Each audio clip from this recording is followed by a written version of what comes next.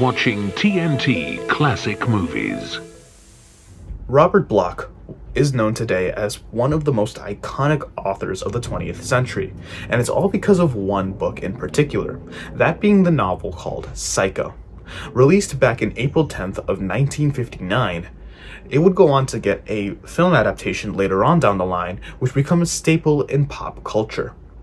The film would later on get a full-fledged film, as mentioned earlier, or did I mention earlier? I don't know, I'm getting dementia already.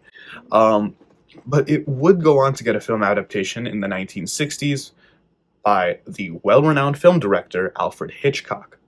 Now, I personally came across this book at a summer camp program that I was having last summer. And in that summer program, we were staying at this college for about 10 days straight. And one of the things we got to do was go to the college's own bookstore. And apparently, at least according to the name of the college, it's apparently owned by a toothpaste company. Other than that, though, I was going through the bookstore and I didn't really find anything of that much importance to me. Even subject matter that I was usually pretty passionate in, I just didn't find any books that were genuinely about that, or really just anything other than boring old SAT textbooks and just some novels that I had no interest in reading. That was until one novel in particular caught my eye. That being the, of course, iconic novel Psycho, but I didn't know that yet. Oh, and I also bought a llama as well. Listen, I have a lot of desk buddies on my desk, alright? And they can get a little bit lonely with each other, you know? You gotta add some friends here and there. But this video isn't about the amount of desk buddies that I have on me. What really matters, is the novel. Robert Bloch has, in my opinion, a very undervalued way of keeping the reader's attention. And the way in which he tells his stories is very influential and inspirational to many creatives across the world, including myself. Listen, before making YouTube videos, and definitely before I got into technology, I was interested, and always still interested, in reading and telling stories. But the thing is, I usually make poor decisions as to what books I should get. Take, for example, the F. Scott Fitzgerald collection, a collection of all of his seemingly iconic works all in one full bundle. I bought these at a Costco, hoping to get a great reading experience that would never make me stop reading. But the next thing you know, rather than wanting to finish it, I simply just wanted to get over it.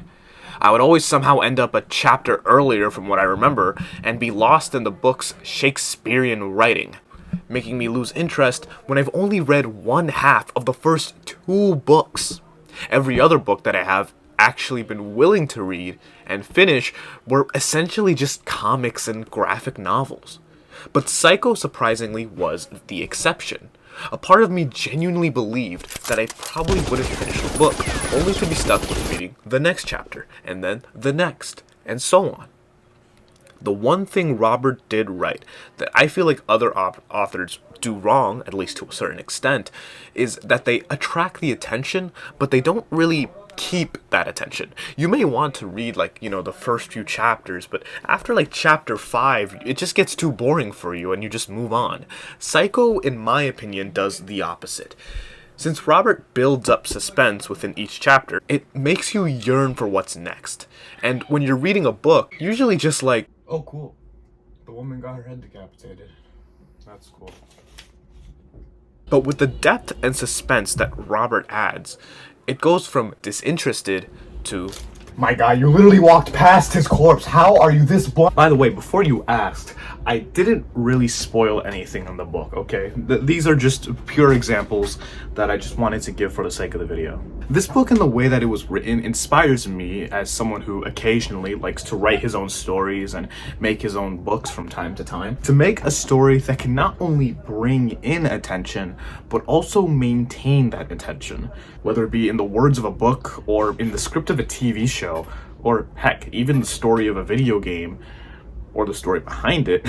Where a story lies, the truth is in the grand scheme of things, nobody's really gonna have that much of an impact about it if there isn't really anything to grasp onto. You can make a lot of books about various different topics, about various different genres, but to most people, it'll just be another book to read if they don't have a real story to grasp onto. They don't have something that will keep their attention and really drive that message home, while at the same time, not just, having the book be entirely about that.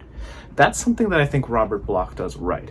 And that is why I personally believe that Robert Bloch is and always will be one of the greatest authors of the 20th century. I'm recording this and editing this late at night. I'm tired as heck. Please help me.